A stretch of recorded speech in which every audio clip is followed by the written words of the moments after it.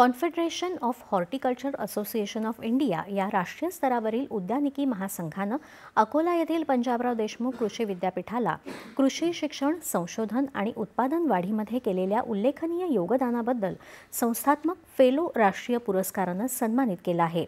बिहारच्या फलोत्पादन परिसंवाद कार्यक्रमात हा पुरस्कार देण्यात आला। अकोलेच्या डॉक्टर पंजाबराव देशमुख कृषी विद्यापीठानं कृषी संशोधन आणि शिक्षण क्षेत्रात आजवर अनेक मैलाचे दगड गाठले आहेत। विद्यापीठाच्या अखत्यारीत 19 कृषी संशोधन केंद्र तसंच 24 अखिल भारतीय समन्वित संशोधन प्रकल्प कार्यरत आहेत। 120हून अधिक पिकांवर सतत संशोधन करण्यात येतं।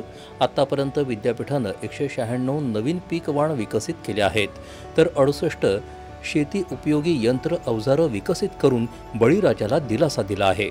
यामुळे महाराष्ट्राच्या अर्थव्यवस्थेत तब्बल 25,513 कोटींचं योगदान दिलं गेलं आहे। प्रत्येक वर्षी आयोजित शिवार फेरीमध्ये शेतकऱ्यांना 25 एकर परिसरात थेट प्रात्यक्षिकातून अत्याधुनिक कृषी तंत्रज्ञान पाहण्याची संधी मिळते। 3000हून अधिक खरीप पीक उत्पादन तंत्र थेट शेतकऱ्यांसमोर ठेवली जातात।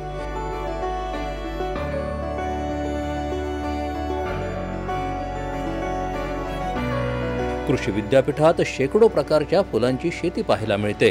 विद्यापीठाला आजवर 45 पेटंट मिळाले असून त्यात सीताफळाचं गर काढण्याच्या यंत्राचं पेटंट विशेष उल्लेखनीय ठरलं आहे। आपल्या विद्यापीठामध्ये हॉर्टिकल्चर, पर्टिक्युलरली फळबाग, भाजीपाला आणि फुले या डिपार्टमेंटमध्ये खूप चांगलं काम विद्यापीठात झालेलं आहे। आणि फळबागामध्ये 19 फळपिकं आपल्या 400 एकरवर या ठिकाणी लागवड करण्यात आली। त्यामध्ये त्याला प्रेशर इरिगेशन, ड्रीप इरिगेशन आणि संपूर्ण 100% प्लांट पॉप्युलेशन असणारं आणि सर्व टेक्नॉलॉजी युक्त असं हॉर्टिकल्चर गार्डन आता आपल्या विद्यापीठामध्ये उभे राहिलेले आहे।